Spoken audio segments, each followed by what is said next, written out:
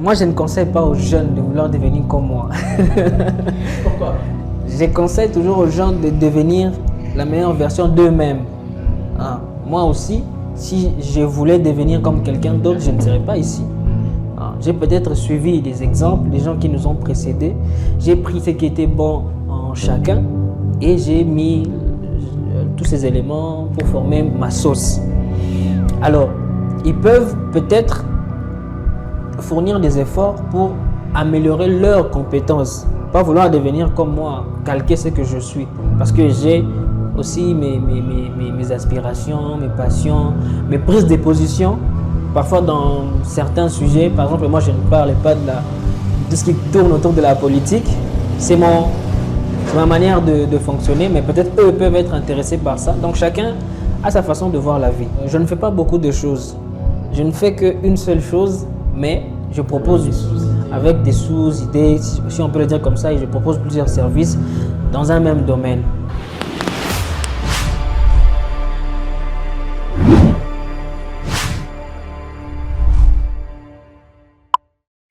Bonjour et merci beaucoup pour l'invitation. Je suis très ravi de passer dans ces très bel espaces chez Instant de la Réussite TV. Ça a toujours été pour moi un rêve que je viens de réaliser aujourd'hui. C'est grand plaisir.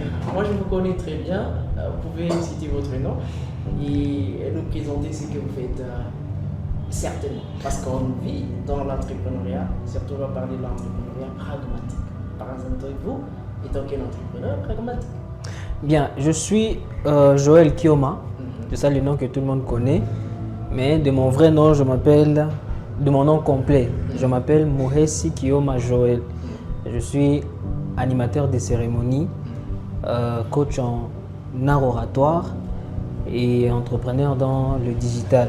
Je fais également le marketing, mais beaucoup plus je suis dans tout ce qui cadre avec l'art oratoire. Voilà. Joël, depuis quand vous avez décidé de vous lancer en entrepreneuriat et c'était quoi la vision derrière tout ce que vous faites maintenant? En entrepreneuriat, ça fait déjà, je dirais, plus de 4 ans que je me suis lancé.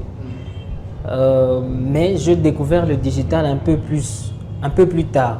Donc, il y a 3 ans que j'ai découvert le digital, mais l'entrepreneuriat, j'ai commencé il y a 4 ans, quand je me lancé dans ma carrière d'animateur de cérémonie.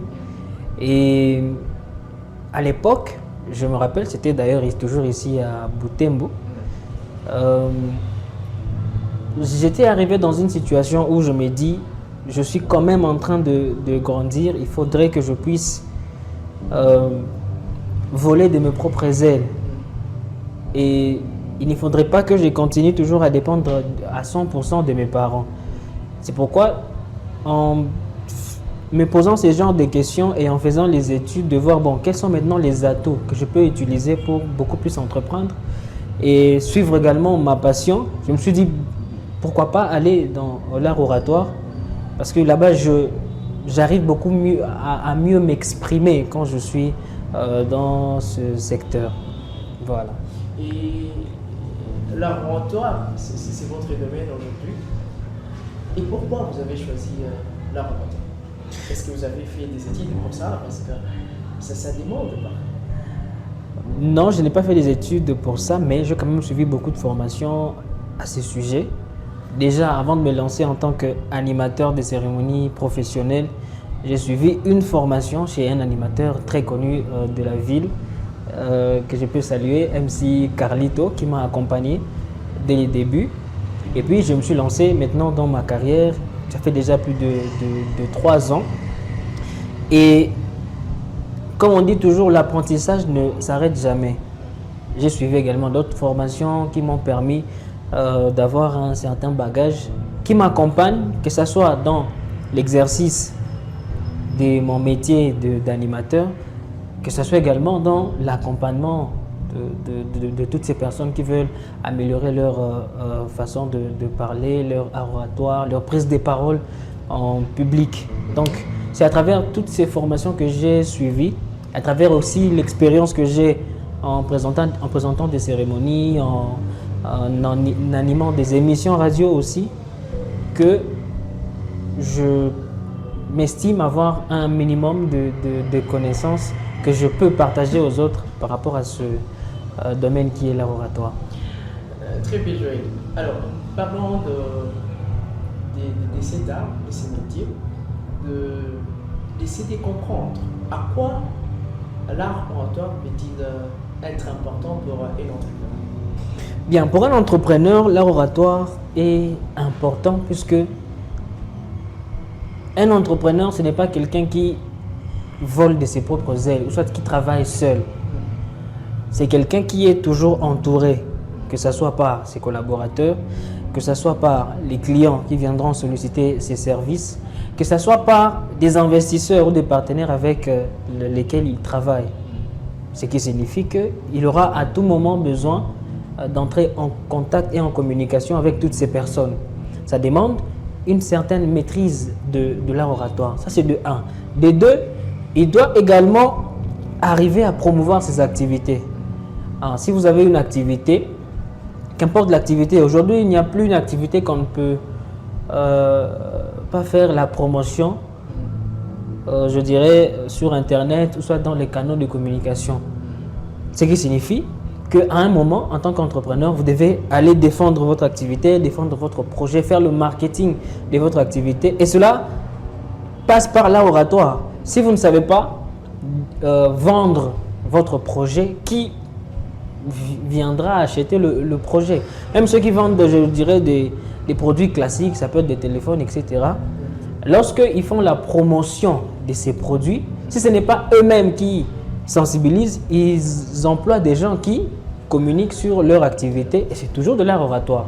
Mais le mieux est que ce soit l'entrepreneur lui-même, le porteur du projet, qui défend le projet, puisque là, c'est lui qui connaît le pourquoi de... Oui, c'est lui qui connaît le pourquoi de son entreprise et il connaît pourquoi il s'est lancé, il maîtrise en fait la genèse du projet et il a des éléments, tellement d'éléments sur le projet au point où il peut mieux défendre le projet plus que quiconque dans son entreprise.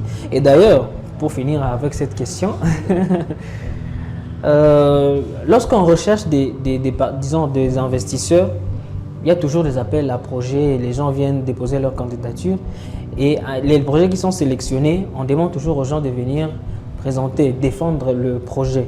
Le pitch pour le projet, vous n'allez pas appeler quelqu'un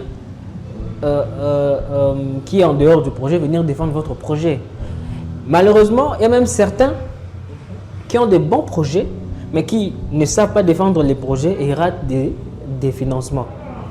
Ce qui est aussi le cas pour les autres qui, le projet n'est pas peut-être pertinent, mais grâce à sa facilité à pouvoir défendre le projet, grâce à son éloquence, à son élégance, à pouvoir convaincre ceux qui sont devant lui, il arrive à obtenir un financement et qui lui permet d'évoluer plus facilement. Donc, l'art oratoire doit vraiment être au cœur d'une activité entrepreneuriale, tant au niveau interne qu'au niveau externe.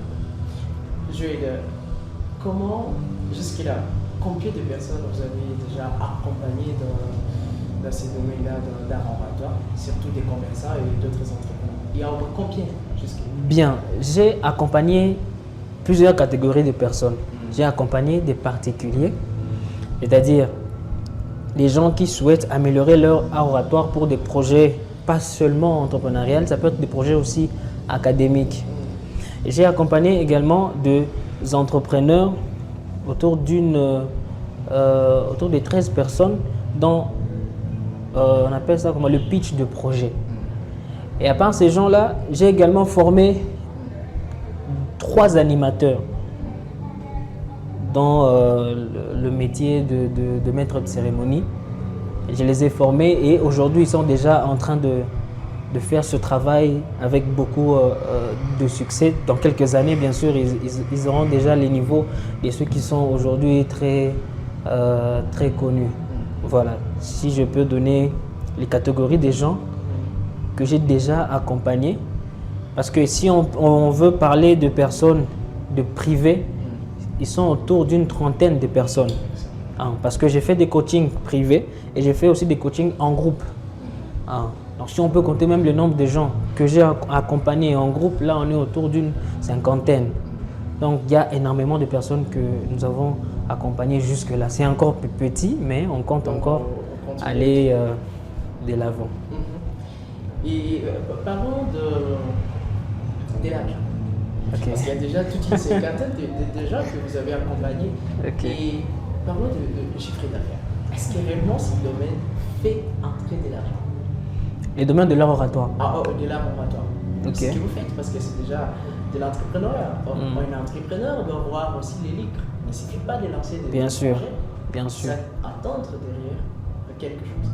Et vous, avec l'art oratoire, vous parlez, oui, comme on dit, que les francophones parlent trop, mais ils font peu. Les anglophones sont dans les doux, mais nous, on est dans les talks. On parle seulement, mais on fait peu. Alors, Joël, disons, combien tu gagnes? Combien je gagne? C'est toujours une question assez difficile à répondre, puisque on est africain. Il y a des histoires ou des éléments qu'on n'étale pas souvent. Pourquoi tu as peur qu'on te cherche après l'émission? C'est comme le montant d'un compte en banque, la vie amoureuse, la famille. Pour moi, c'est vraiment très restreint. Je n'aime pas trop en parler parce que si on en parle ouvertement, on donne aussi des armes à ceux qui veulent nous attaquer. C'est pourquoi il y a certaines choses que je préfère taire. mais au moins quand même, ça fait entrer de l'argent. Bien sûr, ça fait entrer de l'argent. Si ça ne faisait pas entrer de l'argent, on ne serait pas dans ce secteur pendant toutes ces années. Qu'est-ce que vous avez prévu pour tous ces jeunes qui aspirent devenir comme vous et qui aspirent être assis, qui aspirent parler facilement, se libérer de cette peur qui est une peur tellement innée, mais qu'on peut essayer de contenir avec des formations où vous êtes bien situé. Qu'est-ce que vous avez prévu pour la population de Butembo? Qu'est-ce que réellement vous êtes en train d'implémenter? Déjà, pour répondre à votre question, moi je ne conseille pas aux jeunes de vouloir devenir comme moi. Pourquoi? Je conseille toujours aux gens de devenir la meilleure version d'eux-mêmes. Moi aussi, si je voulais devenir comme quelqu'un d'autre, je ne serais pas ici. J'ai peut-être suivi des exemples, des gens qui nous ont précédés.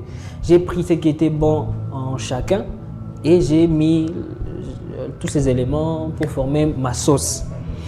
Alors, ils peuvent peut-être fournir des efforts pour améliorer leurs compétences. Pas vouloir devenir comme moi, calquer ce que je suis. Parce que j'ai aussi mes aspirations, mes passions, mes prises de position. Parfois dans certains sujets, par exemple, moi je ne parle pas de tout ce qui tourne autour de la politique. C'est ma manière de fonctionner, mais peut-être eux peuvent être intéressés par ça. Donc chacun a sa façon de voir la vie. Déjà, pour répondre à cette question. Maintenant, pour la ville de Butembo, nous préparons une très grande activité qui arrive le mois prochain, le 6 juillet 2025. Nous serons dans la salle Marifa, tout près de l'alimentation Alpha, à quelques mètres. Ça sera une grande conférence. Le thème, c'est prendre la parole en public avec confiance. On va aborder l'art oratoire, on va toucher la confiance en soi et parler de manière légère de l'entrepreneuriat aussi et profiter pour répondre aux questions. Parce que moi, j'aime beaucoup répondre aux questions parce que ça permet de donner des réponses personnalisées aux gens qui sont dans la conférence. Parce que vous pouvez être là, vous avez beaucoup parlé, vous leur avez transmis beaucoup de informations, mais ils doivent poser leurs questions afin que vous puissiez donner des détails, des solutions précises et particulières à chacun. En tout cas, il y aura beaucoup de temps, près d'une heure, où on va seulement recevoir des questions et répondre aux questions. Et là, on va toucher tous les domaines. Et quelles sont les cibles de cette formation? Bon, la cible, c'est d'abord les jeunes. Si on peut parler des cibles, c'est d'abord les jeunes. Et quand je parle des jeunes, je vois plus particulièrement les élèves finalistes et déjà les élèves finalistes, les étudiants finalistes, c'est-à-dire ceux qui sont en G3, en Master 2, etc. Et de manière générale maintenant, tous les jeunes qui aspirent à améliorer leurs compétences en art oratoire. Ça sera un début, une introduction, un déclic, si je peux le dire comme ça. Et c'est peut-être à travers, soit à partir de cette conférence, que chacun pourra maintenant se dire, bon, avec ce que je fais, comment je peux intégrer l'art oratoire dans ma manière de faire. Donc c'est un peu ça comme cible, beaucoup plus les jeunes.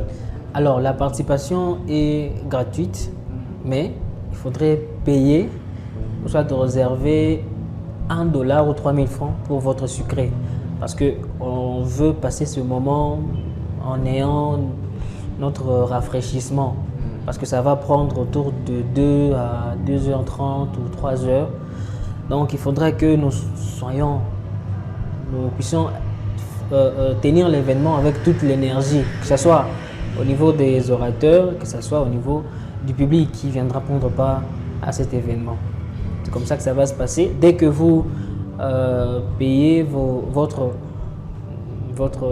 participation, les 3000 francs, nous allons vous remettre un badge qui va vous donner accès à la salle le jour de la conférence. Si vous payez avant, vous aurez les badges avant et vous permettre d'avoir une place assez confortable pour suivre la conférence. Et surtout que je rappelle que les places sont très limitées puisque nous n'avons juste besoin que de pratiquement 30 personnes, 30 à 40 personnes. C'est moins nombreux.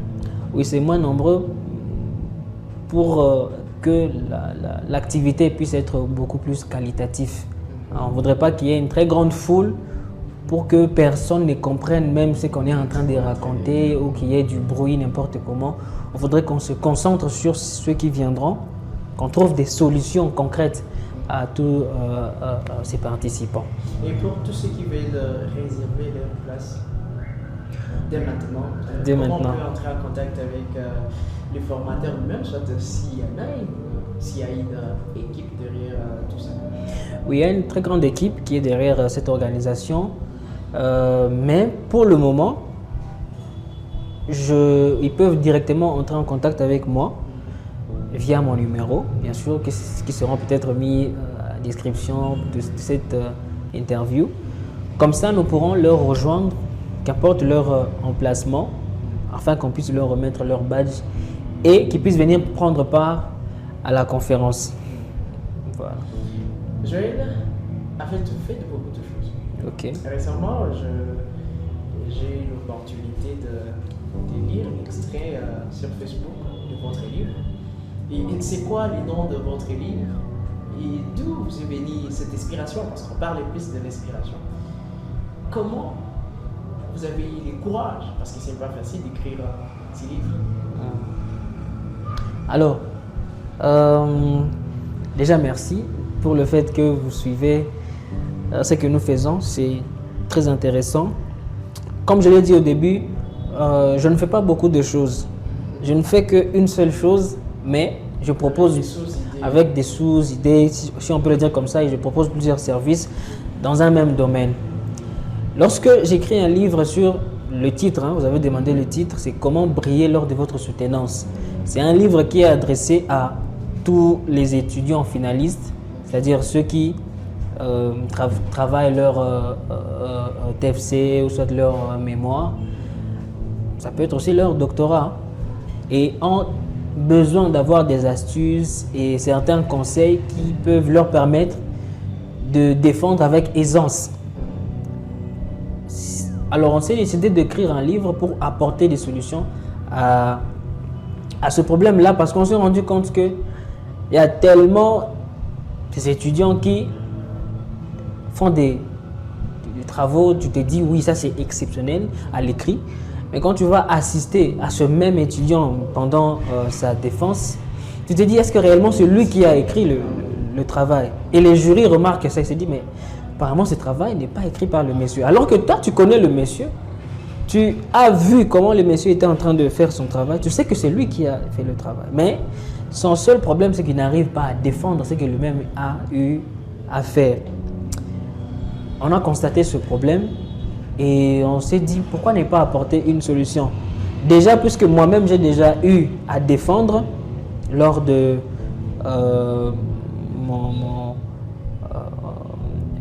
il y a déjà combien? Il y a déjà 2 ans et demi, j'ai défendu mon travail de fin de cycle. Moi-même, je suis passé par ça. Avec mes compétences que j'ai en art oratoire, j'ai mis les deux ensemble pour essayer d'apporter des solutions maintenant de manière écrite, sous forme d'un livre que je commercialise. D'ailleurs, avant, je vendais la version numérique à 5 000 francs, c'est passé à 6 000 francs, c'est maintenant passé à 10 000 francs. Moi, les produits ne baissent pas les prix, ça augmente plutôt. C'est comme ça. Et quelles sont réellement les attentes à cette personne qui a lu ce livre et qui sont le vrai message que tu reçois vraiment comme témoignage après la lecture de ce livre? Et comment tu te sens? Je me sens déjà heureux de voir que les gens prennent le temps de lire ce que j'ai écrit. Ce n'est pas donné à tout le monde, même s'ils le lisent, même si quelqu'un lit gratuitement ce que tu as écrit. Déjà, le fait qu'il a pris le temps de te lire, ça montre qu'il est intéressé, soit il trouve que ce que tu écris est à un moment pas pertinent. Alors, je reçois des messages de remerciements, des messages d'encouragement aussi, où quelqu'un te dit « Ah voilà, j'ai lu telle place, en tout cas j'ai essayé d'appliquer, ça m'a apporté beaucoup de résultats, j'ai conseillé tel camarade qui devait défendre à travers les conseils que tu as donnés dans ton livre et il a essayé d'appliquer, il a obtenu tel résultat. » Et parfois, tous ces témoignages-là, je sais de publier ça sur les réseaux pour voir en tout cas ce que le travail que nous faisons est en train d'apporter dans la vie des gens. Et tu as vendu combien d'exemplaires jusque-là, si on parlait d'exemplaires? Jusque-là, est-ce que j'ai les chiffres en tête? Parce qu'avant, j'ai commencé à le vendre sur Facebook et WhatsApp, etc. Maintenant, on est passé à la vitesse supérieure. On a mis dans un site qu'on appelle Chariot. Là-bas, vous pouvez faire vos transactions, vos achats et ventes des produits digitaux si vous le voulez.